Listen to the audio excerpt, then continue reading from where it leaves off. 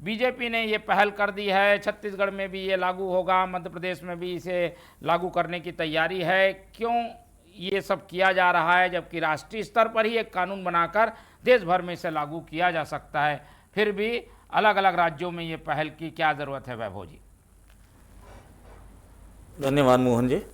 देखिए, सबसे पहले तो यूनिफॉर्म सिविल कोड लागू करने की अगर पहल राज्यों से होती है, क्योंकि भारत एक देश है, भारत बहुत विविधताओं का देश है, यहाँ बहुत डाइवर्सिटी है, हर राज्य की अलग संस्कृति है, अपनी अलग सांस्कृतिक पहचान है, अलग अपनी सांस्कृतिक धरोहर है।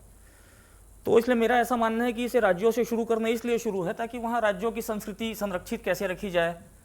जैसे उत्तराखंड की कल्चर अलग है, उत्तराखंड की संस्कृति अलग है, छत्तीसगढ़ की संस्कृति अलग है।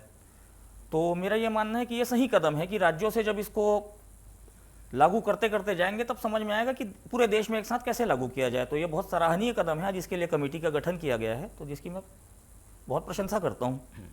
लेकिन कांग्रेस तो सवाल खड़े कर रही है, कई लोग इसमें आशंकित हैं कि भाई ये उनके अपनी स्वतंत्रता पर अतिक्रमण हो सकता है, किसी की धार्मिक स्वतंत्रता पर, किसी की परंपरा पर, किसी की अलग कानून की पहले से व्यवस्था है।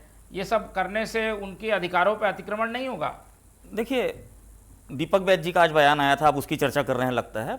मोहन जी, दीपक बैज जी अपनी बयान इसलिए देते हैं ताकि उनकी कांग्रेस में प्रासंगिकता बनी रहे, नहीं तो उनको कोई कांग्रेस का नेता मानता नहीं है। लोग नेता भूपेश बघेल जी को मानते हैं, चरणदास महंत जी को मानते हैं, टी.एस. सिंहदेव जी को मानते हैं। इसलिए दीपक बैज जी की मजबूरी है कि हर एक जो करंट का टॉपिक है उसमें अपना जाके कुछ ना कुछ एक टिप्पणी करना। और मैं आपको एक जानकारी देना चाहूँगा कि उत्तराखंड जो भारत का सबसे पहला राज्य है जहाँ पे यूसीसी लागू किया गया, वहाँ पे अनुसूचित जनजाति समाज को किसी भी पर्व त्योहार या परंपरा को यूसीसी से बाहर रखा गया है। ये जानकारी आप सबके बीच में पहले देना बहुत जरूरी समझता हूँ मैं। तो यहाँ भी होगा क्या ऐसा?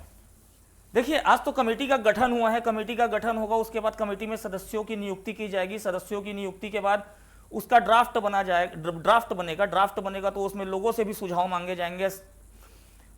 जातिगत जो प्रमुख हैं किसी विशेष समाज के, उनसे सलाह मांगे जाएंगे। उसके बाद जब उसका ड्राफ्ट आएगा तो ये चर्चा तो उसके बाद की चर्चा है मोहन जी, ये भविष्य के गर्भ में छुपा है। और अगर उसके बाद ऐसा कुछ रहेगा जिसमें लोग कोई आपत्ति करेंगे तो हो सकता है सरकार वो बदलेगी भी। ठीक है।